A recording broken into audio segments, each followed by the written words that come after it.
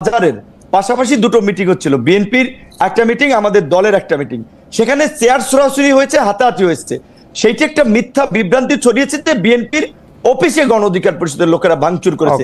এই অভিযোগ তুলে গলাচিপা 10 মিনিট 2 উপজেলায় আমার 17টি অফিস ভাঙচুর করেছে, রামদা দিয়ে কুপিয়েছে, ব্যানার ফেস্টুন পোস্টার গুলো ছেড়েছে। আমি বিএনপির শীর্ষ নেতাদেরকে বলেছি আপনারা একটা নিরপেক্ষ তদন্ত করুন, কিন্তু দুঃখজনক এই গত কয়েকদিনও এখন পর্যন্ত একটা তদন্ত আমি দেখি নাই। আপনার কাছে কি কিঞ্চিত মনে হয় জনমুল নূর, আপনার কাছে কি কিঞ্চিত মনে হয় যে আপনার প্রতি যে বিএনপির ভালোবাসা সেটা একটু কমেছে?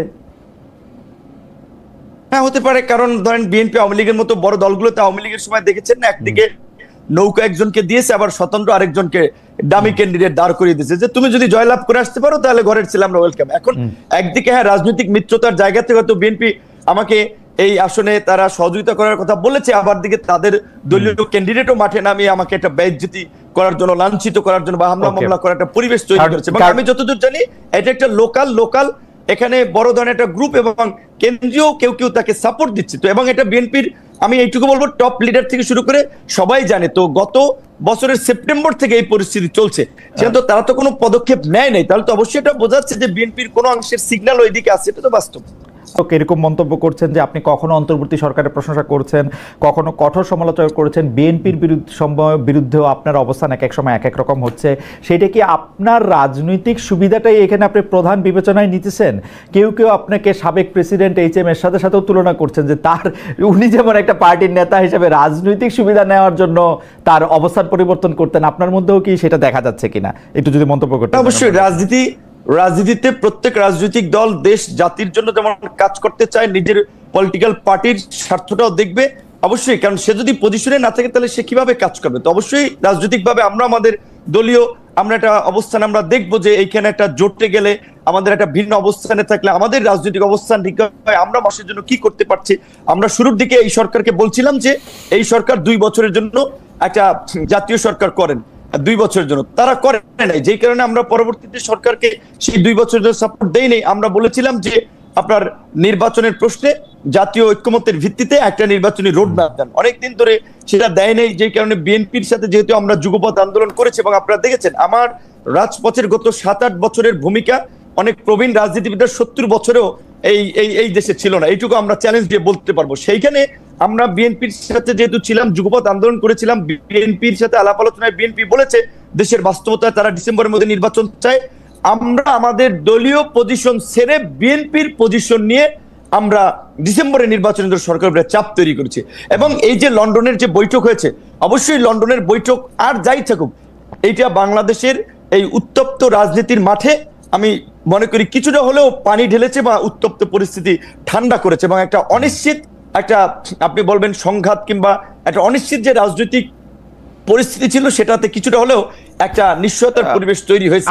এবং বিএনপি একটা বড় রাজনৈতিক দল, তার প্রধান সেখানে, তার সাথে ডক্টর ইউনূস সরকার প্রধান, তার সাথে মিটিং হওয়ার ফলে আমি মনে করি দেশের স্থিতিশীলতা, রাজনৈতিক পরিবেশ এবং আগামী নির্বাচনের ক্ষেত্রে একটা ভালো ফলাফল পাওয়া যাবে। সেই ক্ষেত্রে জনাব নূর, একটা কথা আপনি একটু মনে রাখেন তো, ধরেন যদি লন্ডনে বৈঠক না হইতো, ডক্টর মোহাম্মদ ইউনূস বলছিলেন যে এপ্রিলের প্রথম ভাগে ইলেকশন হবে, বিএনপি দাবি করছিল ডিসেম্বরে হবে, এখন এটা ফেব্রুয়ারিতে হবে। এই মানে প্র্যাকটিক্যালি তো ব্যবধানটা আসলে 2 মাসের বা 1.5 মাসের।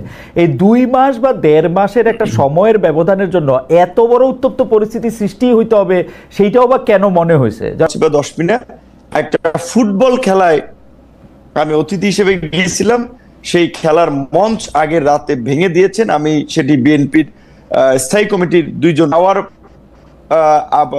পরেই আমার বেশ কয়েকজন লোকজনকে আমি স্পটে থাকা অবস্থায় হামলা করেছে।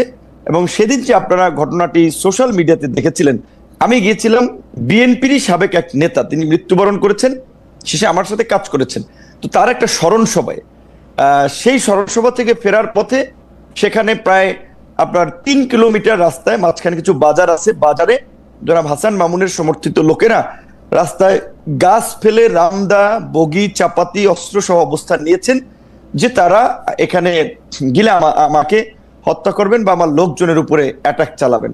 তখন আমি সেটি পুলিশকে জানাই, পুলিশ আসে, প্রথমে এসপি পুলিশ পাঠায়, 2 গাড়ি পুলিশ পাঠায়, পুলিশ এসে হয়তো তারা রিপোর্ট করে এবং আমাকেও জানায় যে ভাই এখানে হাসান মামুনের যে লোকজন, তাদের যে প্রস্তুতি, আমরা কিছু করতে পারবো না। আপনি উপরে কথা বলেন, তার মানে উপরে কথা হলো ওসি বলছে, আমি বুঝছি তাহলে কি করতে হবে। আমি তখন পটুয়াখালীর সেনাবাহিনীর দায়িত্বে তাদেরকে জানালাম। তারাও 4 গাড়ি আসছে, পুলিশ 2 গাড়ি, সেনাবাহিনীর 4 গাড়ি, 6 গাড়ি আসার পরেও তারা আমার সাথে পার্সোনালি আলাপ করতেছিল। বলছে ভাই, তাদের যে প্রস্তুতি, এখানে তারা রাস্তার পাশে ইট নিয়ে অবস্থান করছে, তাদের হাতে দেশীয় অস্ত্রশস্ত্র, আমরা এখানে কতজন লোক, আমরা এই আপনাকে এখান থেকে এই পথ দিয়ে নিয়ে যেতে পারবো না, আপনি বরঞ্চ অন্য পথ দিয়ে চলে যান। আমি বলছি কোথায় যাব? তারা বলছে আপনি উপজেলা শহরে যাবেন না, আপনি জেলা শহরে যান। বলছে আমার বাড়ি উপজেলায়, আমি কেন উপজেলায় যাব? এই জায়গাটুকু আমি কেন জেলাতে যাব? এই জায়গাটুকু আমি যাই নাই।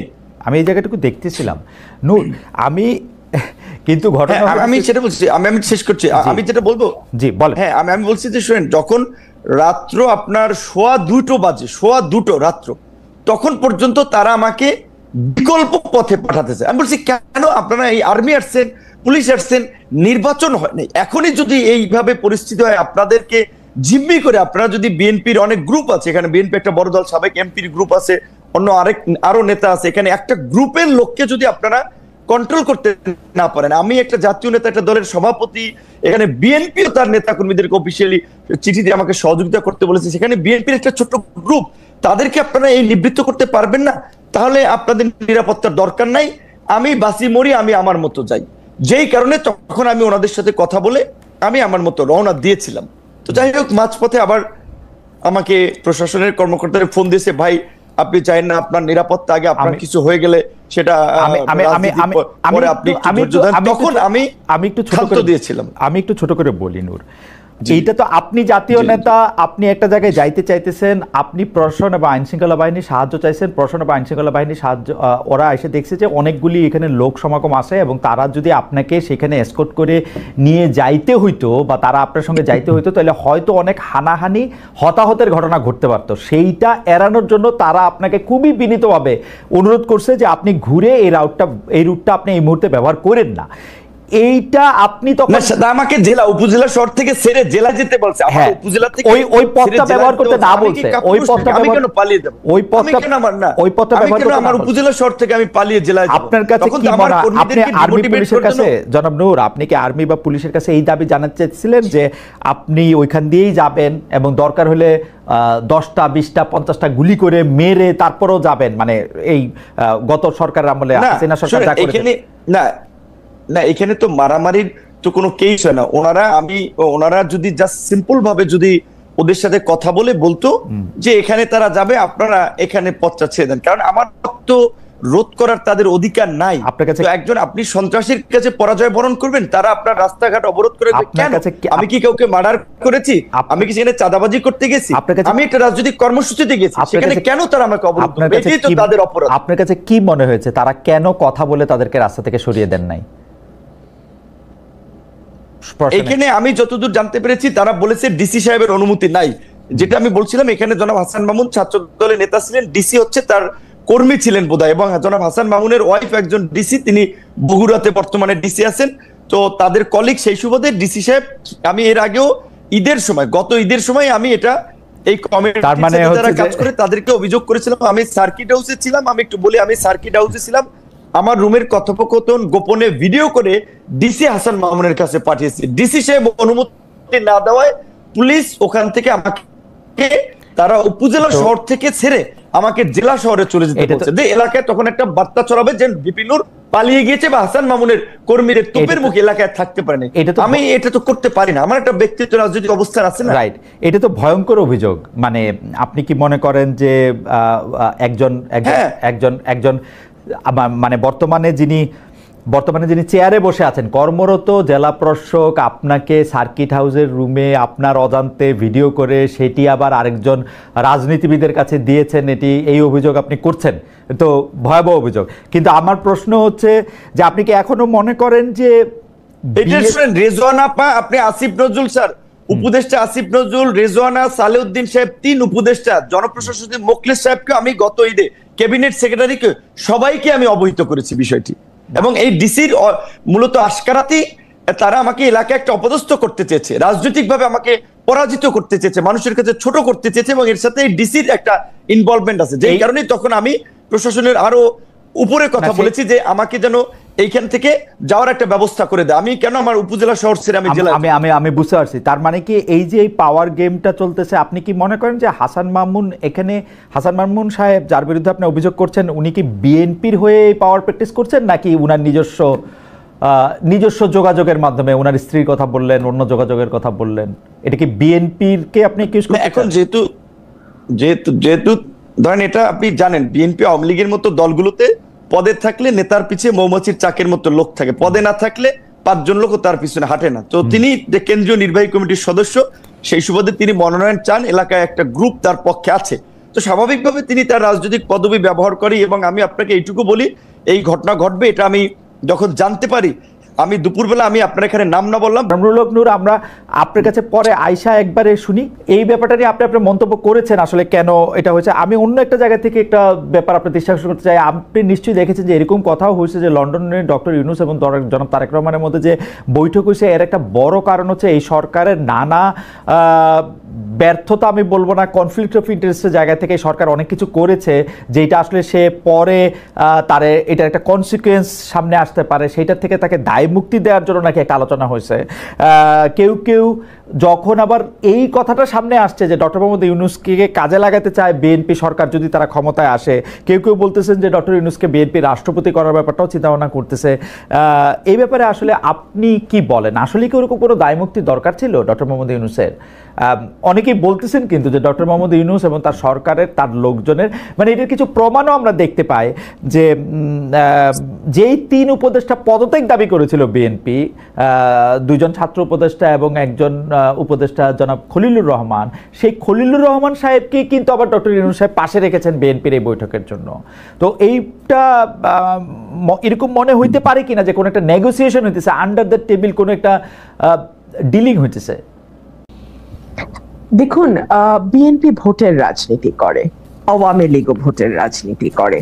বাংলাদেশে এই ভোটের রাজনীতিতে, বাংলাদেশে নয় মানে সারা বিশ্বব্যাপী ভোটের রাজনীতিতে জোট একটা খুবই কমন একটা ফেনোমেনা, এবং সেই জোট গঠন আওয়ামী লীগও যেমন এক সময়ে জামাতের সঙ্গে যুগপৎ আন্দোলন করেছে, বিএনপিও সেভাবে জামাতের সঙ্গে 2001 সালে গিয়ে জোট করেছে। কিন্তু গত 15 বছর আমরা যেভাবে মুক্তিযুদ্ধের ইতিহাস বিকৃতি, সকল কৃতিত্ব একজনের হাতে দিয়ে দেওয়া, মুক্তিযোদ্ধার তালিকার মধ্যে হাজারে হাজারে ভুয়া মুক্তিযোদ্ধা ঢোকানো, কিংবা ধরুন একেবারে legal frame, digital security act করে দিয়ে মুক্তিযুদ্ধের ব্যাপারে করা হয়েছে। বিএনপি কিন্তু 3 বার রাষ্ট্র পরিচালনার দায়িত্বে ছিল অতীতে, কিন্তু কখনো কিন্তু আমরা তেমনটি ঘটতে দেখি নাই। হ্যাঁ, আমি অস্বীকার করবার কোনো উপায় নাই, বিএনপি জামাতের সঙ্গে জোটের রাজনীতি করেছে, বিএনপি নিজামী গাড়িতে পতাকা তুলে দিয়েছে, মন্ত্রিত্ব দিয়েছে, এগুলো অস্বীকার করবার কিছু নেই, এগুলো ইতিহাস, এগুলো আমরা সকলেই জানি।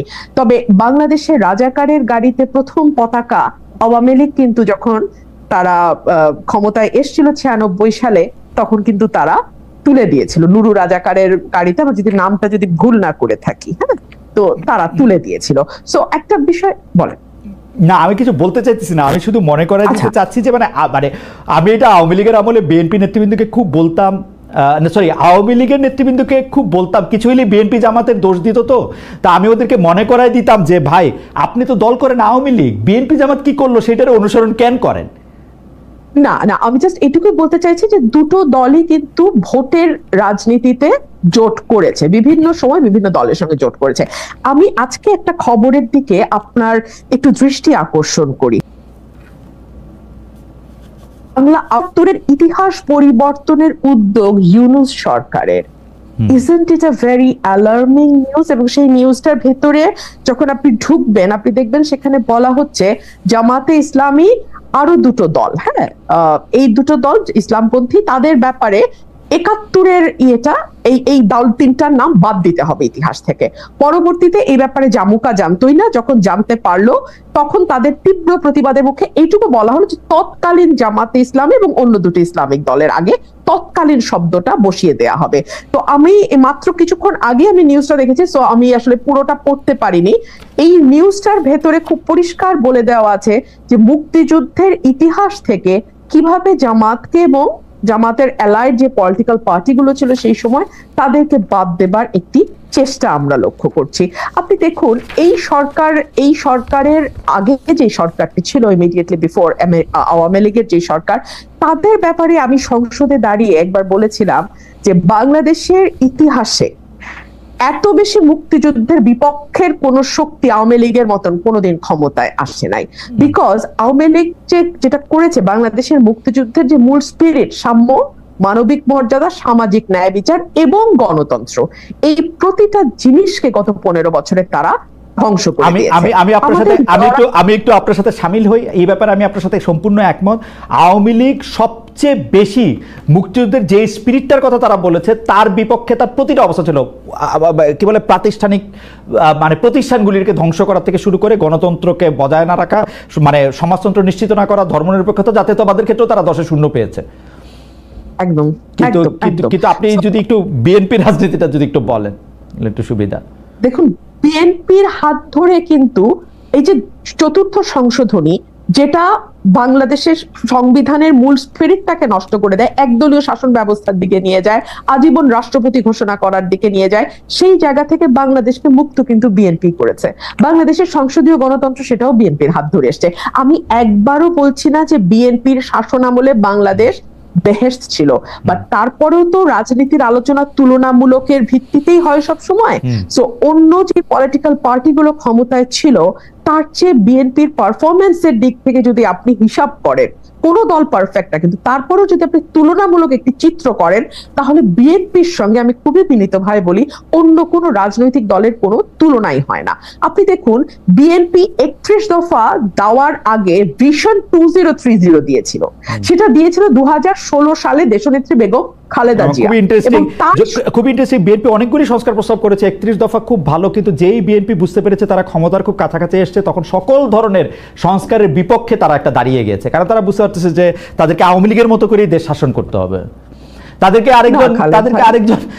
আরেকজন মানে মানে আমি কি বলবো, মানে শেখ হাসিনাকে আদর্শ মেনেই প্রধানমন্ত্রী হইতে হবে। একদম না খালেদ ভাই, আমি আপনাকে খুবই বিনীতভাবে আমি আপনার সঙ্গে ডিফার করছি। আপনি একটু সময় দেন, আমি বলি কেন ডিফার করছি।